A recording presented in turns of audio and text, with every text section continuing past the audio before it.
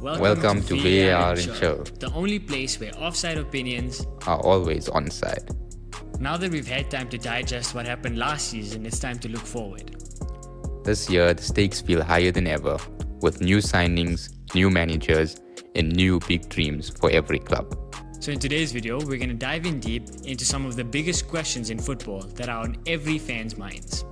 Our accomplice behind the camera will give us the topics of discussion. So without wasting any more time, let's get into it. Okay, the first topic of discussion is who will win the 2025-2026 Premier League season. You want to go first? Yeah, I don't mind going first.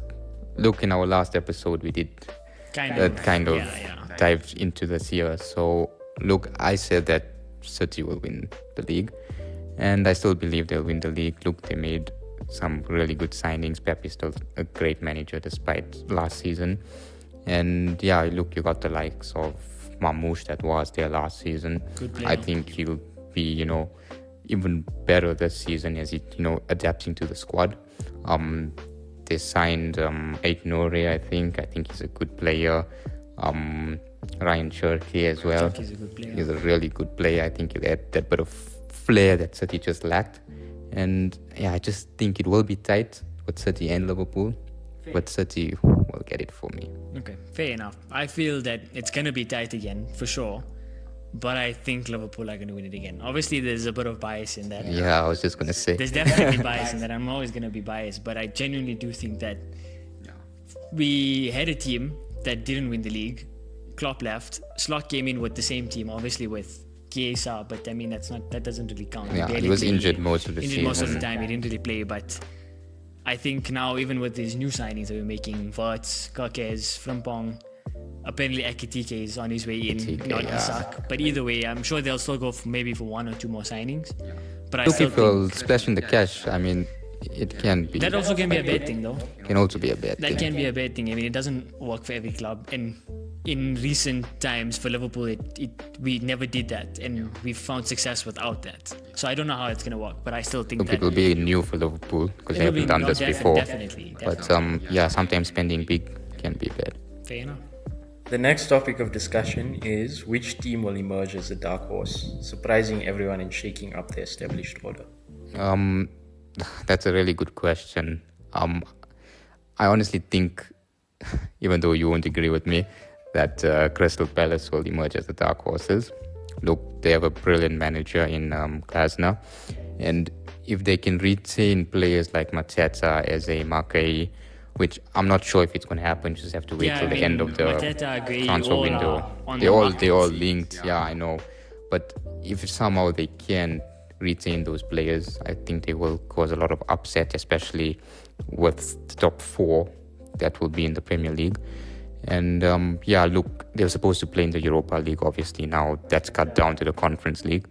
So I also think that will give them a bit of fight in them and motivation they'll definitely to be say, motivated to do better. We can challenge to be in Europe's top flight and compete in Europa League, Conference League, and maybe even aspire to go to the Champions League as well.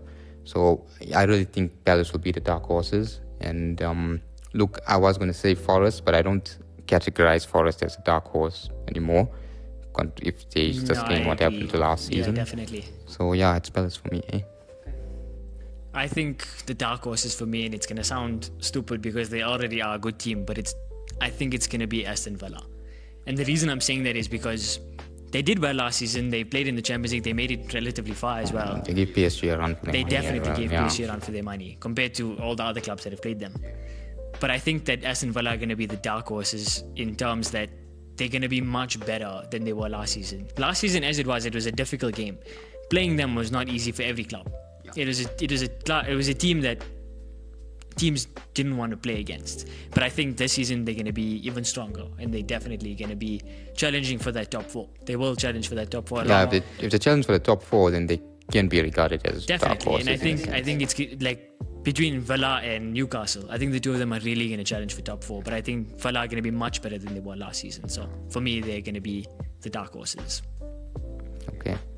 Okay, in contrast, which team will be the most disappointing, falling short of expectations and leaving their fans frustrated? look, in the usual sense, I would always say United always frustrates their fans. You know, the fans aren't ever happy with the team or with the owners. But you know what? I can't say that they will be underwhelming because they're already underwhelming as it is. So look, it might be a controversial point, but I think Arsenal will be quite underwhelming. Look, I did predict for them to finish 4th in the Premier League, and for them that is underwhelming. But what they've been doing because, this past few years, yeah, they've been finishing just outside of 1st place, 2nd place, 3rd place.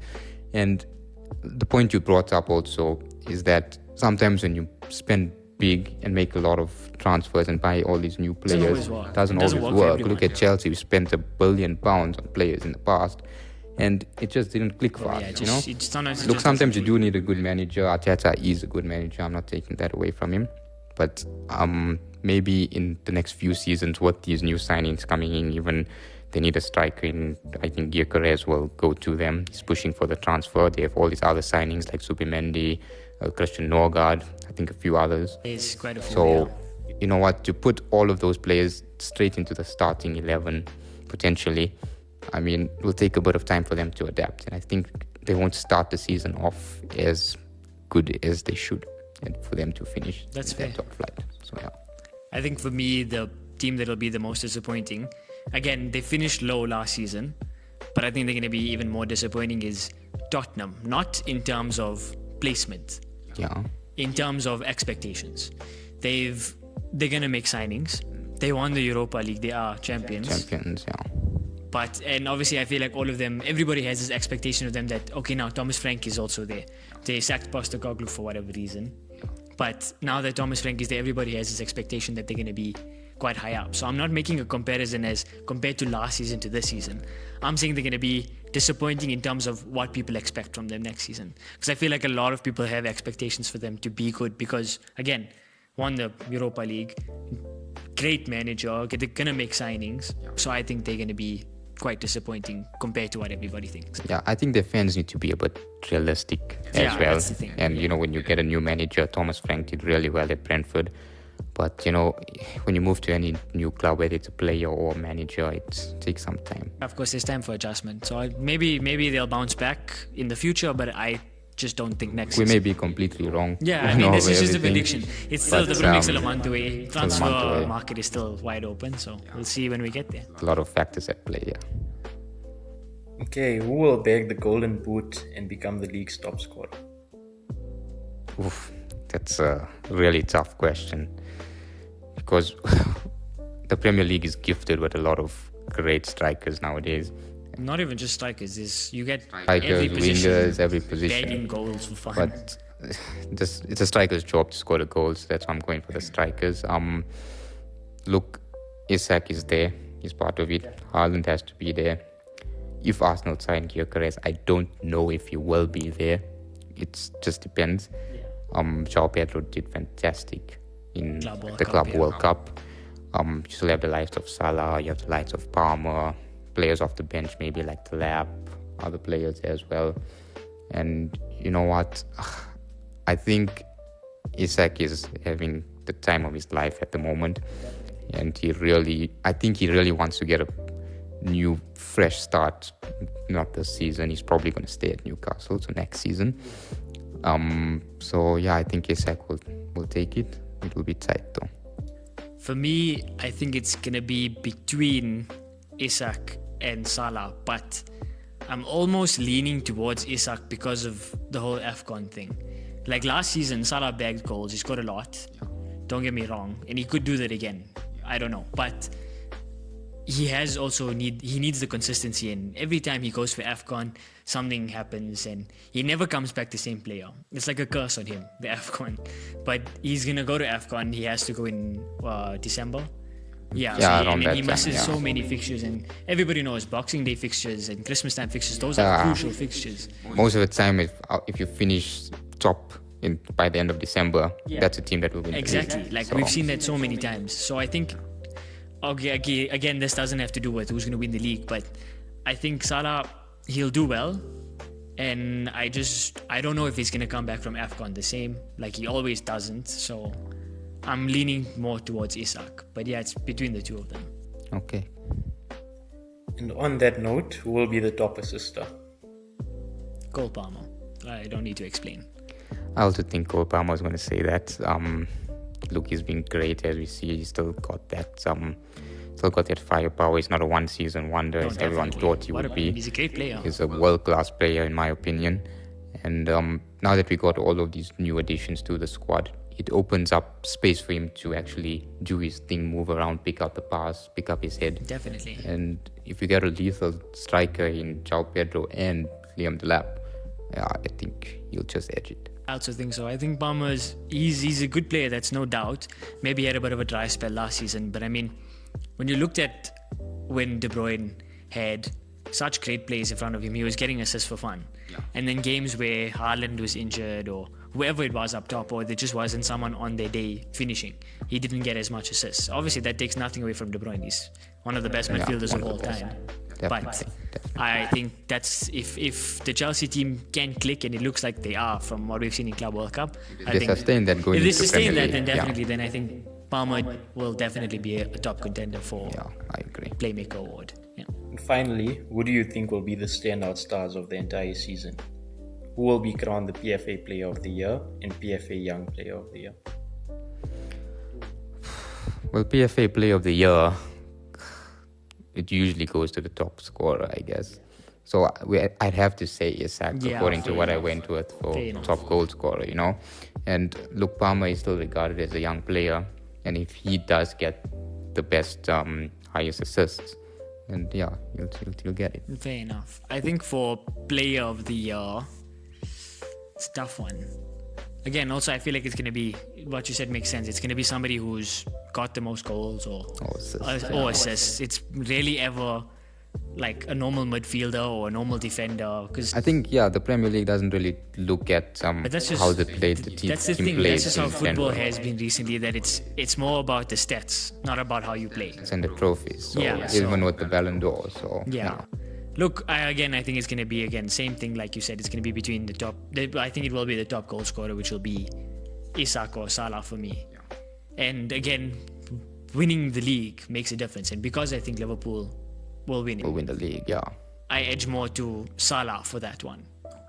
But yeah, I think.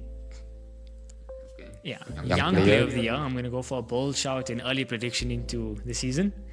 And very biased, Florian Wirtz. I really forgot about him. I've forgotten about him. Think he'll fit into the team from the I think so. get-go. I think he's not that type of player that obviously any player would need to gel well with the entire team. But he's that type of player that individually is just brilliant. And we've seen that in this past few years. Like, he's still young, of course. Yeah. And anything can happen, but he's the type of player that he shows his individual brilliance. And I think it will stand out next season. I really think he will. Yeah, look, I can see conversations of, everyone comparing Wirtz to Palmer to maybe Mamouche to someone else, So if Wirtz can get going, then yeah, it can be a good shot. Yeah. So next up, we're going to be playing football, fact or cap. We've all had those heated debates with our mates about what's real and what's not real in the football world. So it's time to test that knowledge. Our accomplice will give us a random set of statements, and we have to decide whether it is stone cold fact or total cap. Okay, so we'll start off with a bit of an easy one. Fact or cap? Cristiano Ronaldo is the only player to have scored over 100 goals in the UEFA Champions League. That's easy. Is that supposed to be easy? I went for fact. Why? You tell me why it's fact. I don't know honestly completely why, but I feel like it's close between him and I think he just has over 100 goals. I think. Obviously, I'm not sure.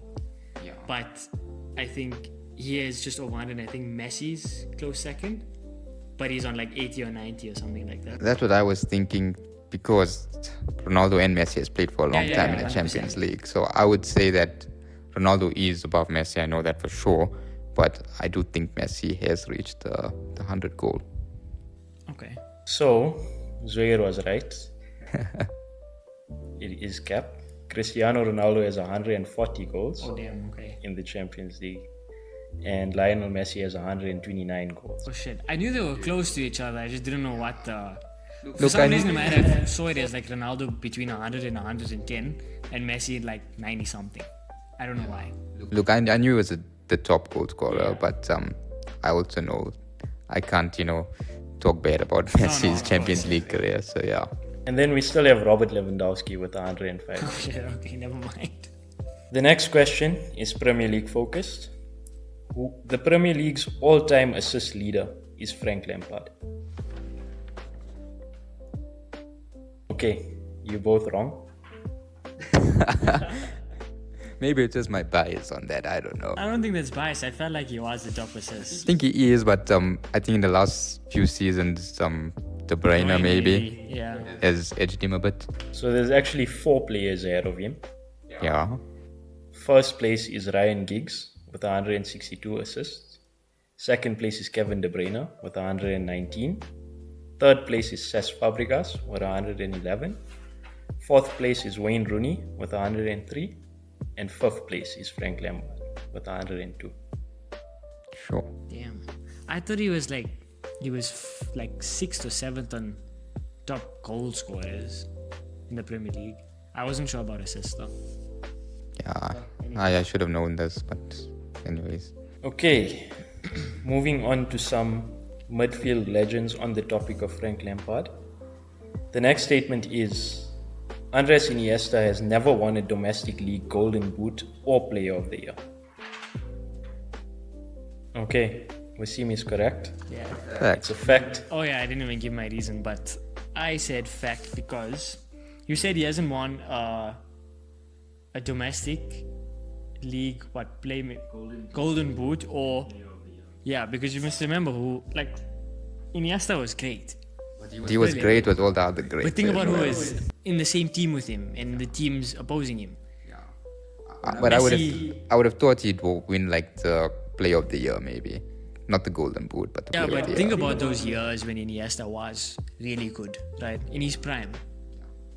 Still had Messi in his prime. And Messi in Yeah, I his still had prime. Messi, Xavi, all the Exactly. other There teams was, even. yeah, that's just the other players that you can bring into talk. But Messi alone, just I think, yeah. Okay, well done. Okay, the next statement is Kylian Mbappe has scored more World Cup goals before turning 24 than Pele.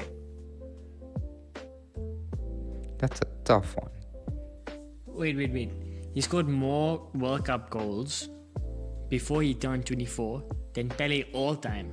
No, than Pele And Pele before was turning at 24. Yeah. Okay, Zuhair is right. It's a fact. Mbappe had 12 goals before turning 24, while Pele only had 7.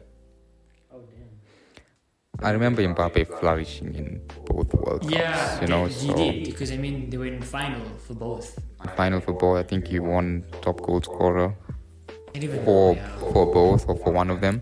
So yeah, I just went on that. was going- It was a I lucky picked up- guess. It was a lucky guess. Yeah, I picked up fact at first and then I said, nah. Yeah, look, Pele was a great player, and with all the goals that we don't even know about. So yeah. So everyone remembers Mbappe's iconic hat-trick in the World Cup final, 2022. Yes. And his 24th birthday was just 2 days after that final. Oh, okay. Man. Okay, and the final statement. Arsene Wenger is the longest serving manager in English Premier League history with a single club. Okay.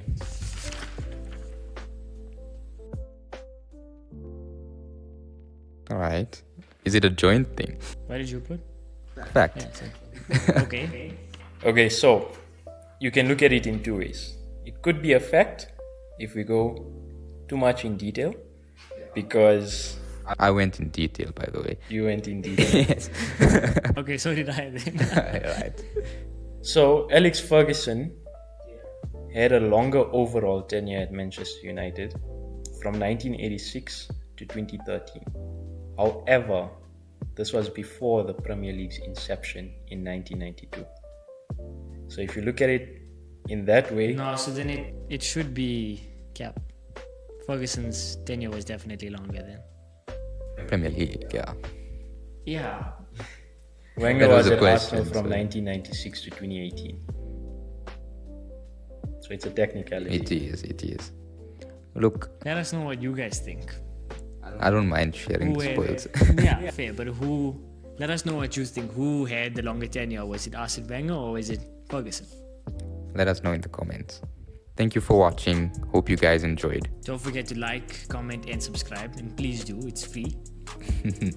Unfiltered, Unemployed, and unbelievably entertaining.